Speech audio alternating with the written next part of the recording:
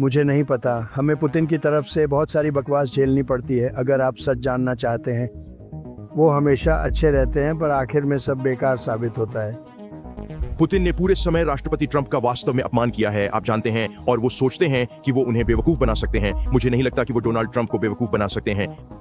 आपने देखा कि ईरानियों के साथ क्या हुआ, आप जानते हैं, उन्होंने उन्हें 60 दिन दिए, सही है, और वो 61वें दिन चले गए और उन्होंने कार्रवाई की। मेरा मानना है कि राष्ट्रपति ट्रंप इस नतीजे पर पहुंचने वाले हैं कि अब पुतिन पर दबाव बढ़ाने और यूक्रेनियनों का समर्थन जारी रखने का समय आ गया है। ट्रंप और पुतिन ने हाल ही में एक कॉल की थी जिसमें हुई बातचीत का पूरा ब्यौरा मुझे नहीं पता, लेकिन ट्रंप खुश नहीं लग रहे हैं। वे रूसी सेना और अर्थव्यवस्था को पूरी तरह नष्ट करने की कोशिश कर रहे हैं। कुछ दिनों पहले की खबरों के मुताबिक अमेरिका यूक्रेन की मदद रोक रहा है। अमेरिका यूक्रेन को गोला बारूद और कुछ अन्य अत्यावश्यक हथियार देने में देरी कर रहा था, लेकिन अब स्थिति बदल गई है। सब कुछ बदल रहा है। ये घोषणा व्हाइट हाउस के किसी गुमनाम सूत्र की नहीं है, ये खुद राष्ट्रपति ट्रंप हैं। आप खुद सुनिए। सोमवार को व्हाइट हाउस में इजरायली पीएम के साथ डिनर से पहले राष्ट्रपति ट्रंप ने कहा कि वह यूक्रेन को अतिरिक्त रक्षा हथियार भेजने की योजना बना रहे हैं। यह तब है जब पिछले सप्ताह प्रशासन ने घोषित किया था कि सैन्य खर्च की समीक्षा के बाद अमेरिका हथियारों की आपूर्ति रोक देगा। हम और हथियार भेजने वाले हैं, हमें ऐसा करना ही होगा। उन्हें अपनी रक्षा करने में सक्षम होना चाहिए। उन पर अभी बहुत जोरदार हमला हो रहा है। हमें और हथियार भेजने ही होंगे। मुख्यतः रक्षात्मक हथियारों पर बेहद जोरदार हमला हो रहा है। अफरा तफरी में कई लोगों की मौत हो रही है। राष्ट्रपति ट्रंप के बयान के बाद रक्षा विभाग ने एक प्रेस विज्ञप्ति जारी की जिसमें कहा गया कि उन्होंने यूक्रेन को अतिरिक्त रक्षात्मक हथियार देना शुरू कर दिया है ताकि यूक्रेनवासी खुद की रक्षा कर सकें। निःसंदेह यह पुतिन के लिए अच्छी खबर नहीं है, लेकिन व्लादिमीर के लिए दुर्भाग्य से बुरी खबर यहीं खत्म नहीं होती। मैं इस युद्ध को शुरू से ही फॉलो कर रहा हूं और आज सुबह की खबर देखकर मैं पहली बार इतना खुश हुआ हूं।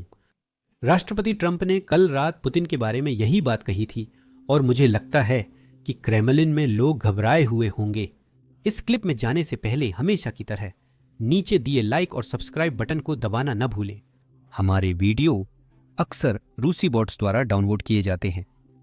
आपके लाइक और सब्सक्राइब से हमें मदद मिलती है। अब क्लिप देखते हैं। अगर आप किसी परमाणु शक्ति के साथ नहीं हैं और उनसे लड़ने जा रहे हैं तो यह एक खतरनाक स्थिति हो सकती है। यह बहुत महत्वपूर्ण बात थी। हम बाइडेन द्वारा निर्मित रूस और यूक्रेन संबंधित समस्या को सुलझाने की कोशिश कर रहे हैं। ये एक भयानक चीज है और मैं राष्ट्रपति पुतिन से बिल्कुल भी खुश नहीं हूँ। लेकिन ये कुछ ऐसा है जो कभी नहीं होता। अगर मैं राष्ट्रपति होता, ये एक युद्ध था जो कभी होने वाला नहीं था। आगे बढ़ो भाई। स्पष्ट है, पुतिन और ट्रंप के बीच हुई कॉल रूस के लिए अच्छी नहीं रही। हमें बातचीत का ठीक पता नहीं, लेकिन ट्रंप और पुतिन के बीच हुई सभी कॉल्स के इतिहास से अंदाजा लगाया जा सकता है कि राष्ट्रपति ट्रंप किस बात पर इतना गुस्सा हो रहे हैं। इस साल की शुरुआत में रूस ने यूक्रेनी ऊर्जा ढांचे पर हमला बंद करने और यूक्रेन ने भी रूसी ऊर्जा ढांचे के लिए ऐसा ही करने का वादा किया था। मैक्रों के साथ कॉल के 2 घंटे बाद पुतिन ने यूक्रेनी रिफाइनरियों और पावर प्लांट्स पर हमले शुरू कर दिए। यह साफ है कि पुतिन अपने वादे के पक्के इंसान नहीं है। कुछ महीनों बाद फिर वही बात दोहराई गई जब उन्होंने पुनः संवाद किया। यूक्रेन ने बिना शर्त युद्ध विराम के लिए सहमति दी, लेकिन रूस ने युद्ध विराम से इनकार किया। रूस शांति चाहता है लेकिन लड़ाई नहीं रोकेगा। मुझे लगता है कि ऐसा ही 2 दिन पहले हुई कॉल में भी हुआ था। पुतिन ने कहा कि वह यूक्रेनी नागरिकों पर हमला बंद करेंगे, लेकिन कुछ ही घंटों बाद उन्होंने यूक्रेन के शॉपिंग मॉल्स और अपार्टमेंट बिल्डिंग्स पर हमला कर दिया। रूस स्वयं अपने लक्ष्यों का चयन कर रहा है। यह स्पष्ट है, रूस युद्ध में हार के कारण जानबूझकर निर्दोष नागरिकों को निशाना बना रहा है। यह सिर्फ मेरी ही नहीं बल्कि यूक्रेनी राजनेताओं की भी बात है। इसके प्रमाण के रूप में हमारे पास डेटा मौजूद है। यह चार्ट यूक्रेन में रूसी ड्रोन हमलों को दर्शाता है जो इस वर्ष काफी बढ़ गए हैं। रूस यूक्रेन और अमेरिका के साथ बातचीत का नाटक कर रहा है। राष्ट्रपति ट्रंप ने जनवरी के अंत में पद संभाला था। औसतन अप्रैल को छोड़कर हर महीने हमलों की संख्या बढ़ी है। ये आंकड़े देश को शांति के लिए तैयार नहीं दर्शाते। असल में पिछले महीने रूसी हवाई हमलों के लिहाज से सबसे बुरा महीना था। युद्ध फरवरी 2022 में शुरू हुआ जब पुतिन ने अपनी 3 दिन की विशेष सैन्य कार्रवाई की घोषणा की। सबसे बड़े हवाई हमले टॉप 5 पिछले महीने जून 2025 में हुए थे। रूस अपनी गतिविधियों में तेजी ला रहा है, इसलिए राष्ट्रपति ट्रंप ऐसी बातें कर रहे हैं। आइए सुनते हैं। आपका संडे नाइट इन अमेरिका में स्वागत है। व्लादिमीर पुतिन डोनाल्ड ट्रंप की बात अनसुनी कर रहे हैं, जो बुद्धिमानी नहीं है। हमारी एक कॉल हुई थी, वो काफ़ी लंबी कॉल थी। हमने बहुत सारी बातें की जिनमें ईरान भी शामिल था। जैसा कि आप जानते हैं, हमने यूक्रेन के साथ युद्ध के बारे में भी चर्चा की और मैं इस बारे में खुश नहीं हूँ। क्या उनके साथ यूक्रेन को लेकर किसी समझौते पर कोई प्रगति हुई? क्या यह बहुत प्रगतिशील था? नहीं, आज उनके साथ कोई प्रगति नहीं हुई। कोई प्रगति नहीं हुई। पुतिन को शांति में दिलचस्पी नहीं, उन्हें सिर्फ यूक्रेन चाहिए। जैसा हम युद्ध की शुरुआत से कह रहे हैं, वह सोवियत साम्राज्य को फिर से बनाना चाहता है। इसीलिए राष्ट्रपति ट्रंप ने जेलेंस्की को अधिक पैट्रियट मिसाइलें भेजने का वादा किया है। लोग अभी भी इस वादे की बारीकियों से असंतुष्ट हैं। ट्रंप ने शुक्रवार को जेलेंस्की से बात करके यूक्रेन को 10 पैट्रियट मिसाइलें देने का वचन दिया। यह पोलैंड में रुके 30 इंटरसेप्टरों से कम है, परंतु उन्होंने यूक्रेन को अतिरिक्त आपूर्ति खोजने में सहायता का वचन दिया। आप इस बात को ठीक से देख सकते हैं। कई लोग कह रहे हैं कि यह एक कदम आगे बढ़ने से ज्यादा 2 कदम पीछे जाने जैसा है। हम वहीं हैं जहां से हमने शुरुआत की थी, लेकिन वे पूरी स्थिति को संपूर्ण रूप में नहीं देख रहे हैं। मुझे यकीन है कि आपने ईरान और इजराइल में हुई घटनाओं को देखा होगा और अमेरिका ने इजराइल को ईरान के मिसाइल हमलों से बचाने के लिए अपनी मिसाइल इंटरसेप्टर की अधिक मात्रा का उपयोग किया। अमेरिका के पैट्रियट मिसाइल इंटरसेप्टर का स्टॉक अब सैन्य योजना की जरूरत के मुकाबले सिर्फ 25% रह गया है। हम पैट्रियट मिसाइल इंटरसेप्टर की कमी का सामना कर रहे हैं और कड़े फैसले लेने की जरूरत है।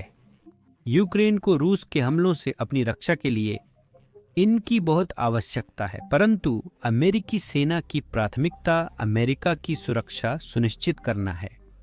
अगर सबसे बुरी स्थिति आ जाती है, कुछ हो जाता है, तो अमेरिका को बिना किसी इंटरसेप्टर के पकड़ा नहीं जाना चाहिए। पेंटागन की मानक समीक्षा के बाद इन हथियारों पर रोक लगा दी गई थी। यहाँ हमारे पास प्रेस सचिव हैं जो इसकी पुष्टि कर रहे हैं। रूस द्वारा यूक्रेनी शहरों और नागरिकों पर हमले के बावजूद यूक्रेन को हथियारों की आपूर्ति रोकने के निर्णय के पीछे के कारणों को क्या आप समझा सकते हैं? क्या यह राष्ट्रपति का फैसला था या बिना उनकी मंजूरी के ऐसा किया गया? नहीं, इनमें से कोई भी बात सही नहीं है। मैं आपको पूरी प्रक्रिया समझाने के लिए तैयार हूँ। यह पेंटागन द्वारा संयुक्त राज्य अमेरिका द्वारा सभी देशों और क्षेत्रों को दी जाने वाली सभी हथियारों, सहायता और समर्थन की एक सामान्य समीक्षा थी, न कि सिर्फ यूक्रेन की। रक्षा सचिव ने पद संभालते ही पेंटागन को समीक्षा करने का निर्देश दिया ताकि सुनिश्चित हो सके कि जो कुछ भी बाहर भेजा जा रहा है वह अमेरिका के हितों के अनुरूप है।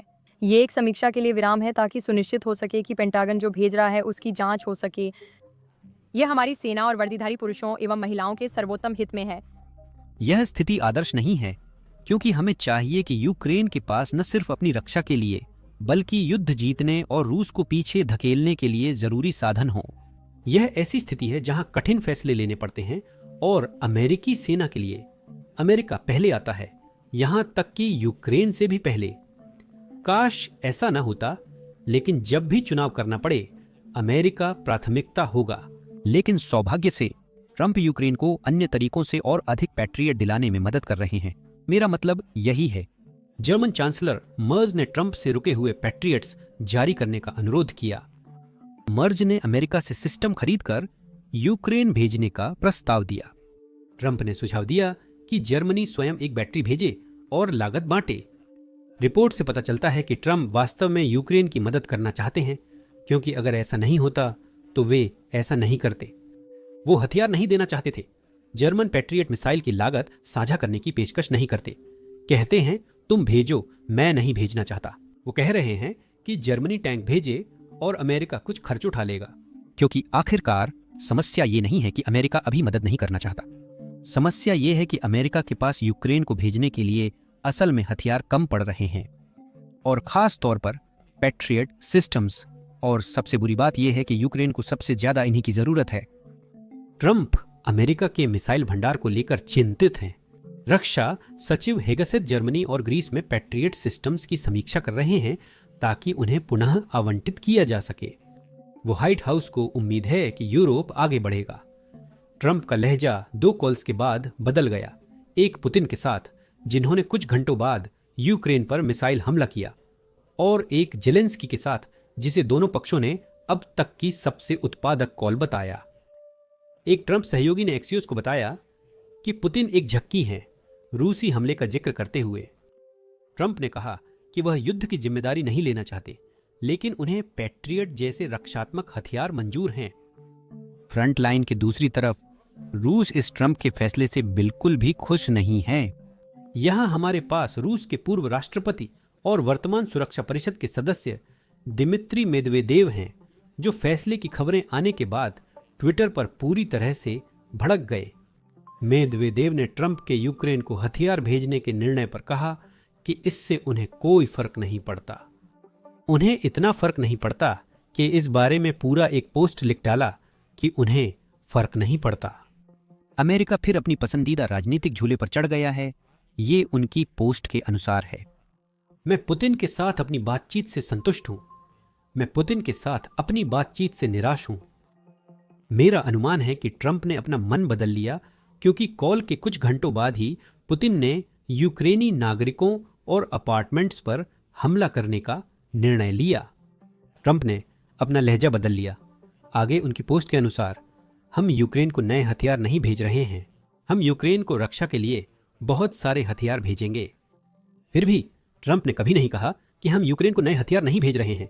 हमने यहाँ के मीडिया आउटलेट्स की रिपोर्ट्स से यह सीखा है, और ट्रंप ने कहा है कि वह इसे भेजेंगे। ट्रंप ने यूक्रेन को हथियार न भेजने का कभी वादा नहीं किया, लेकिन फिर भी चलिए पोस्ट के साथ आगे बढ़ते हैं। रूसियों की झूठ बोलने की आदत है, तो जब भी मैं कोई रूसी पोस्ट पढ़ूं, इसे ध्यान में रखें। हमें इसका जवाब कैसे देना चाहिए? ठीक वैसे ही जैसे हम हमेशा देते हैं, जैसे हमारे सैनिक देते हैं, जैसे सर्वोच्च कमांडर इन चीफ देते हैं। हम जवाब नहीं देते। हमें विशेष सैन्य अभियान के लक्ष्यों को हासिल करना जारी रखना चाहिए। अपनी जमीन वापस पाने और जीत की ओर बढ़ने के लिए संघर्ष करना। वो जीत जिसके बारे में मेदवेदेव बात कर रहे हैं, वो अभी भी आनी बाकी है। 3 दिवसीय विशेष सैन्य अभियान अभी जारी है, तीसरे दिन की जीत की आशा में। यह मेदवेदेव और रूसी अधिकारियों के लिए आज की एकमात्र बुरी खबर नहीं है। ट्रंप भी रूसी सेना की तरह रूसी अर्थव्यवस्था को तबाह करने की कोशिश कर रहे हैं। सीनेटर लिंडसे ग्राहम अब रूस के समर्थक देशों पर लगाए गए प्रतिबंधों को आगे बढ़ाने की कोशिश कर रहे हैं। ट्रंप ने ऐसा ही कहा। लिंडसे ग्राहम का रूस पर प्रतिबंधों का एक बिल है। क्या आप चाहते हैं कि वह ऐसा करें? मैं इसे देख रहा हूँ। हाँ, नहीं, मैं देख रहा हूँ। सीनेट ने एक बहुत सख्त प्रतिबंधों का बिल पास किया है और कर रही है। हाँ, मैं इसे देख रहा हूँ। और क्या आपने उस पर हस्ताक्षर किए? कुछ सप्ताह पूर्व हमने रूसी विशेषज्ञ जैसन जे स्मार्ट के साथ प्रतिबंधों पर विस्तार से चर्चा की थी। हमारी इस चर्चा में हम विश्लेषण करते हैं कि प्रतिबंध विधेयक क्या है और रूस इससे क्यों डरता है। चलिए इस क्लिप को सुनते हैं। रूस हथियारों और सैनिकों के लिए ईरान और उत्तर कोरिया पर, और इस युद्ध को फंड करने, सैनिकों को वेतन व हथियार खरीदने के लिए चीन और भारत पर निर्भर है। सीनेट में जो प्रतिबंध विधेयक है, उसके आने से ये सब कैसे बदलने वाला है? शायद आप प्रतिबंध विधेयक के बारे में थोड़ा बता सकते हैं, और अभी यह किस स्थिति में है? अमेरिकी सीनेट में प्रस्तावित प्रतिबंध विधेयक में पहले से ही 100 में से 81 सह प्रायोजक हैं, तो यह निश्चित रूप से पारित हो जाएगा, इसमें कोई सवाल नहीं है।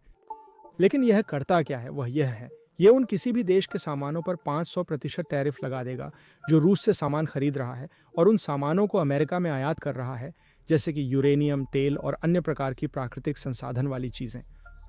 चीन और भारत, जो रूस के कुल तेल का लगभग 85% खरीदते हैं, उनके सामानों पर 500% टैरिफ लगाया जाएगा।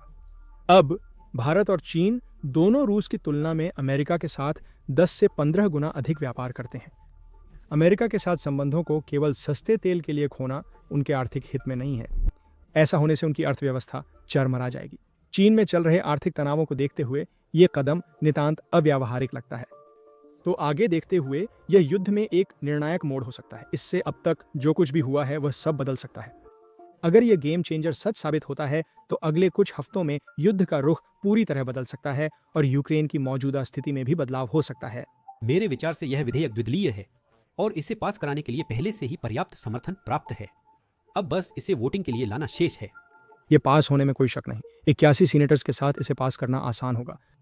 प्रतिनिधि सभा में इसमें कोई शक नहीं कि इसे सुपर मेजॉरिटी मिल जाएगी, जो 60% से ज्यादा है, और उस स्थिति में इसका मतलब है कि इसे राष्ट्रपति के हस्ताक्षर की जरूरत नहीं होगी, बल्कि यह सीधे सीनेट में जा सकता है।